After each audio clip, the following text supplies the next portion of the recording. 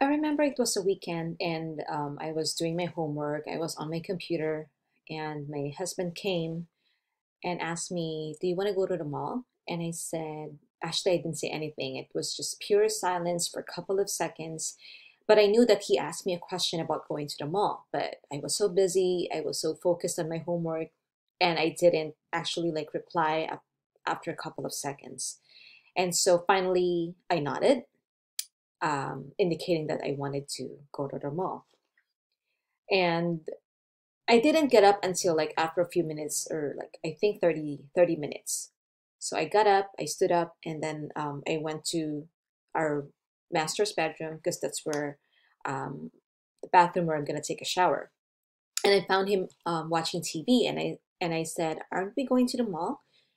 And then he said, "Yeah, but I know that you're not into it, and I know that you're busy, and we're just gonna go some other time." And I'm a type of person that when you ask me to go to the mall, I would just, without a blink of an eye, I would just say yes, and we'll be ready in about a few minutes.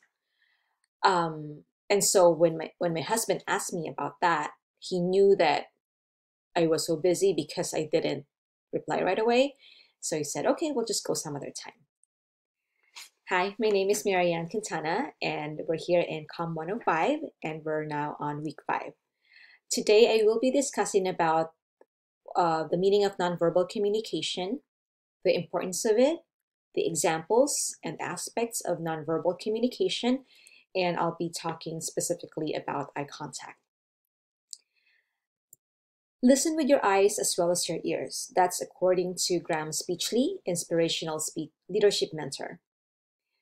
Sometimes when we ask someone or when we talk to someone, we it's better to look for the cue or clues that we get from their facial expressions. So basically, the nonverbal things that they say that don't come from their mouth. So for example, when I talk to my friend and I know that she has a problem because the way that her face looks like she looks distraught and everything like that, she looks sad, I know exactly what's going on. Even though she tells me I'm okay, but on her face, it's saying differently or it's showing differently. So that's kind of verbal communication. Nonverbal communication is the non-linguistic transmission of information through visual, auditory, tactile, and kinesthetic channels. What is nonverbal communication? It refers to gestures, facial expressions, body language, posture, tone of voice, eye contact, or lack thereof. With regards to public speaking, there are examples of nonverbal communication that I learned from reading Delivering Your Speech Public Speaking Project, according to um, Victor Capeche. Personal appearance, movement and gestures, facial expressions, and eye contact. First, with regards to personal appearance, we have to dress according to occasion, right?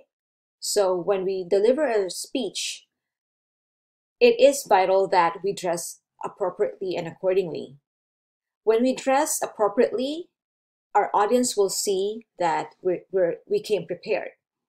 And also for us, when we know that we look good, we will have confidence in talking in front of a lot of people. So personal appearance is very vital in delivering your speech or when you talk in front of people. Movement and gestures, for example, when you're up in the stage and you're in front of people, it's better to move, to walk around the stage instead of just standing there delivering your speech.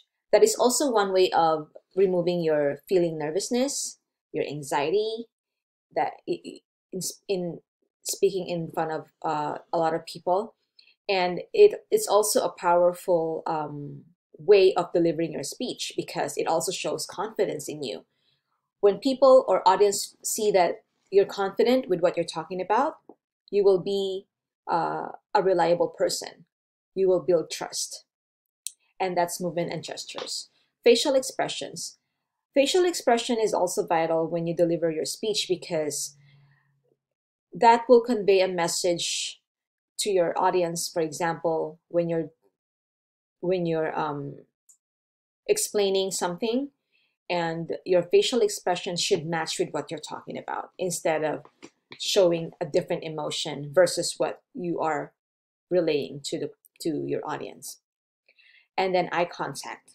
Eye contact is very vital because it builds rapport to your audience and it gives immediate feedback. When you have eye contact with your audience, it will catch their attention, and you will have the the confidence, and you will feel at ease delivering your message. And also when you speak in public, when you give eye contact to your audience, it's also good that you don't only do eye contact to one specific person.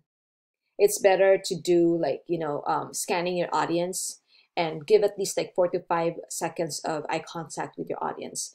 In that way, they will feel that you're talking to them and that what you're saying is reliable, because they will see that you have confidence in your speech. And of course, it gives immediate feedback. When you have eye contact with your audience, you will also see, the different reactions from their faces.